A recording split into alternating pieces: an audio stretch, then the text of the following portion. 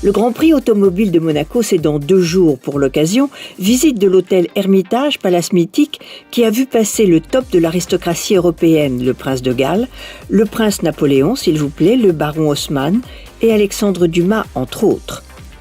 L'Hermitage est l'un des palaces les plus prisés du monde.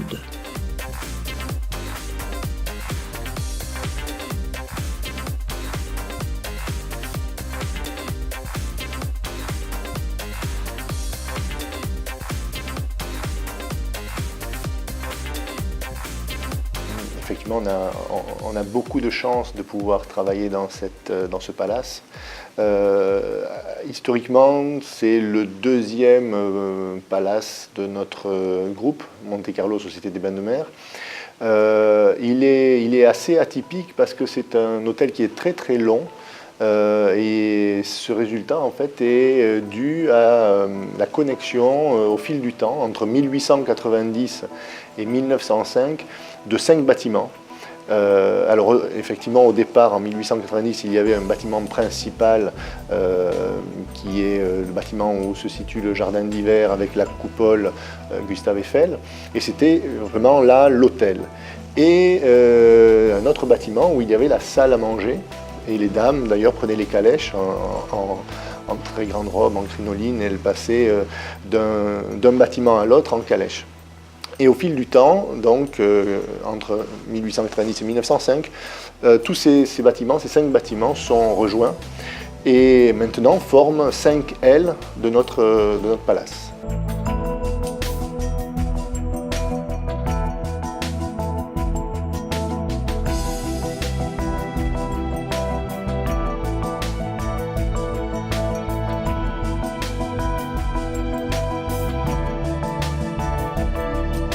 Chaque saison est prétexte à amélioration. On refait les décors des chambres. La nouveauté ici, une nouvelle suite.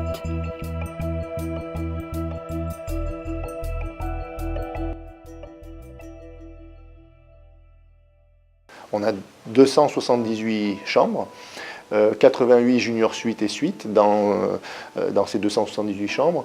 Et il y a vraiment ce côté belle époque, ce côté début du siècle dernier qui, je dirais, transpire à travers les murs de ce très très beau palace, et qui nous donne beaucoup de joie à y travailler.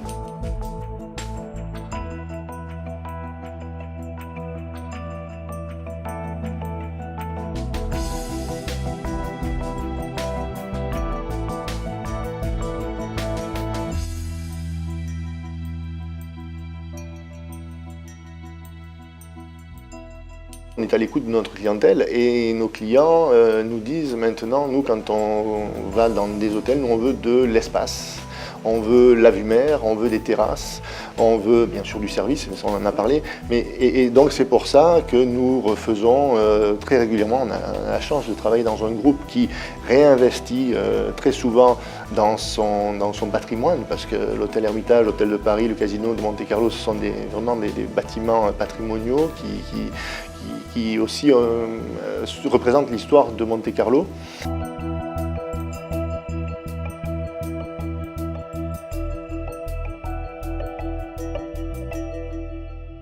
Alors le plus de la suite, c'est le gros avantage, c'est déjà qu'on a 3 chambres, 2 salons, 3 salles de bain indépendantes, donc quelque chose de très très adapté à des familles,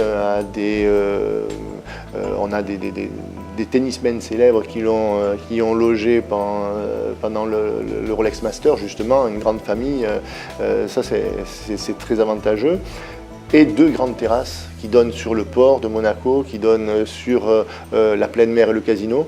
Donc là, c'est les deux vraiment plus, comme vous m'avez demandé, c'est vraiment ce côté sur l'extérieur. Parce qu'on a l'avantage à Monaco d'avoir un nombre relativement élevé de jours de beau temps, et avoir des transats sur une terrasse et pouvoir en bénéficier, c'est vraiment un gros avantage. Alors comme ça n'arrête jamais, le prochain plus, c'est quoi ? Alors le prochain plus, c'est de positionner un jacuzzi sur une des 2 terrasses.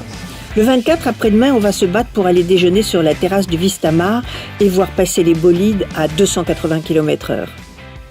Là, c'est toute une autre atmosphère, mais c'est bien parce qu'on passe vraiment d'un endroit, comme je disais, cosy, tranquille, à quelque chose d'effervescent. Sur notre terrasse, Vistamar, nous mettons des grands écrans et quand le pilote gagne la course, le champagne coule à flot, donc il y a une effervescence. On met même, pour vous dire, on met même un disque jockey qui anime le lieu avec, pour inciter les gens à continuer à faire la fête. Parce que c'est quand même les 4 jours du Grand Prix, c'est quand même 4 jours de fête.